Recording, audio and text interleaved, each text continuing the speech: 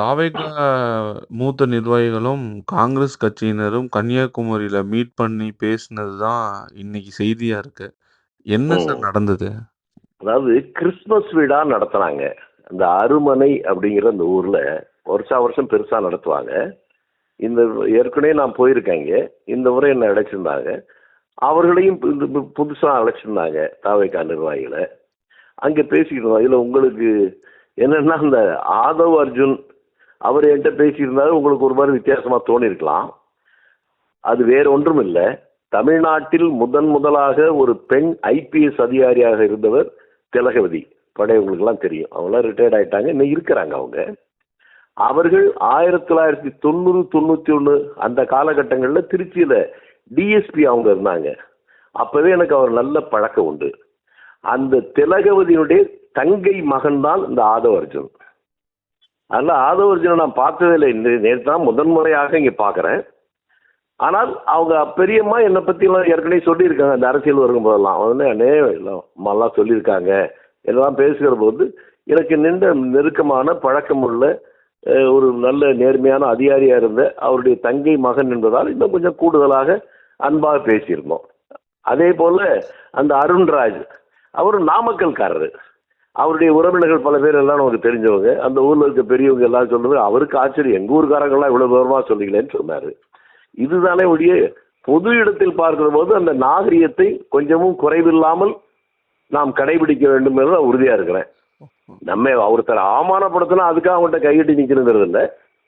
அதுவும் என்ன நான் ஒரு மூத்த மனிதராக இருக்கிறேன்.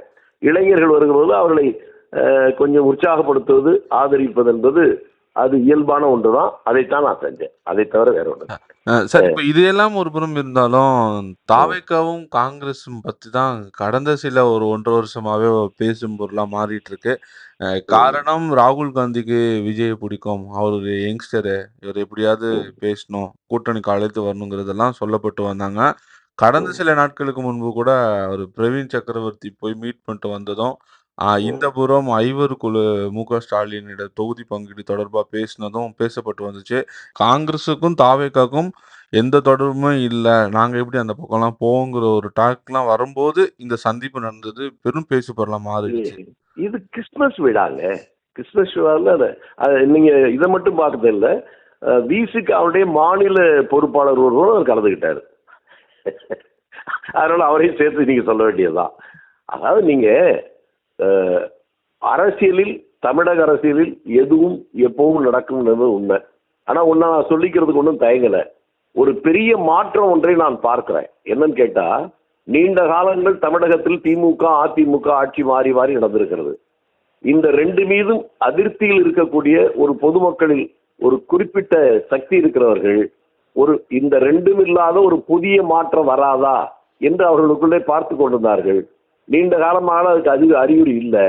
இப்போ விஜய் வருகிற போது இவர் மூலமாக அந்த மாற்றம் வரலாமா என்கிற போது அவர்கள் எல்லாம் அவர்களை ஆதரிக்கிறார்கள் தான் ஒரு பெரிய இந்த ஆதரவுக்கு காரணம் என்பது என்னுடைய புரிதல். அது சார், நீங்க சொல்ற மாதிரி மாற்ற அரசியல் திமுக, அதிமுகவிற்கு மாற்றா ஒருத்தவங்கள மக்கள் எதிர்பார்க்கிறாங்கன்னு நீங்க சொல்றீங்க.